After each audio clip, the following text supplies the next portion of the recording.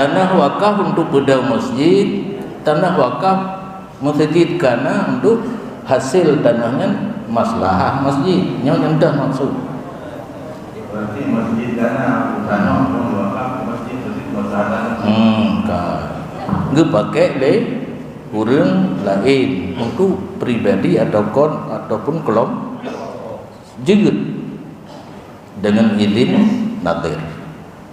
Nadir ini dua macam, bangai cara menyom bangai izin mendang tanpa ujrah, hana imbalan untuk masjid, hana sewa, hana dapurnya nadir bangai. Maka pilih nadir wakaf kalau nilai nagebut alih ba apai Quran nan be pakai apai Quran ke ilmu badan. Ilun paling benci urang pegat takfir gitu.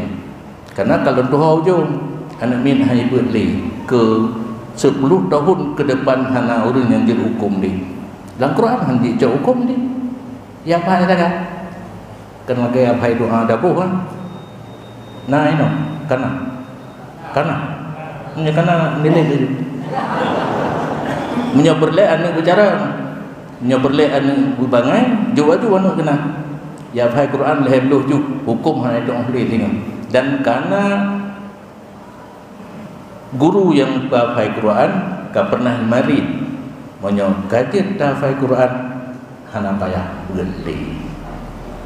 Malaysia dikembangkan tahfidz, tidak ada ulama lagi yang nak serban raya ino tinju.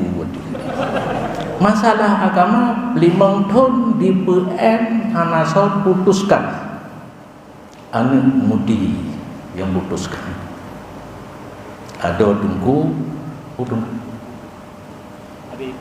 adik ipar tunggu idi Sarina Pandalam tinggal di Penang bedanya 5 tahun KPN hangik dijawab keputusan masalah agama anu bedanya yang putuskan. Maka andun berani tak, maka ada dia baik. Cuma yang Wahabi dan Muhammadiyah ikarat pakai kai tupu ade gedanya mandung galak gara-gara TV. Gara-gara TV umur 7 tahun lepas tu yang pai santan han bunga yang kanan han bunga huru guna aju. Yang kalau nan pega anu itu baga-baga bagi bacara abu bagana dina aju benar. Baik tunggu baik. Nyogala ke ilminya mendem di Aceh. Nyogala ilminya hanali di Aceh mati redah kamu kabeh. Hanali tinggal apa-apa Quran. Dan sabah rahasia di menyokat jiwa anak min afai Quran di luar negeri drone tungku imum langli dengan ngangkong na ada imum. Ngangkong na ada imum. Ai tung le Jino tingkat kota hafid macam dan imam kampung kalah lah kampung dengan sampai tepi duha dan dengan nyan habalung ningat nebubut be hai ningat mendem nebubut be nebubut lagi galak ron macam tapi siapa saat ni kalau tengok gedanya dah ngan lagi nya dan yang hukum hana saja boleh dijawab dengan ayat Quran. Ikan lagi bapak yang ayat itu dah itu iji anak, oi dah mampu.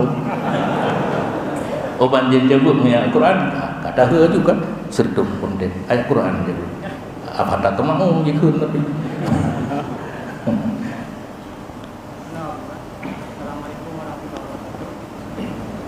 Di dalam pekarangan masjidnya, buat balai pengajian Rino, Pak.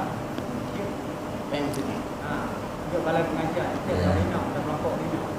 Dia yang ke pun nilai berputus sudah tanah masjid ataupun maslahah.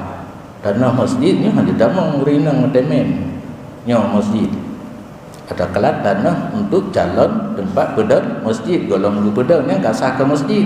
Memang pekarangan masjid bukan masjid. Sah-sah saja. Cuma ingat izin nadir. Nya nadir gekeun hanjeut.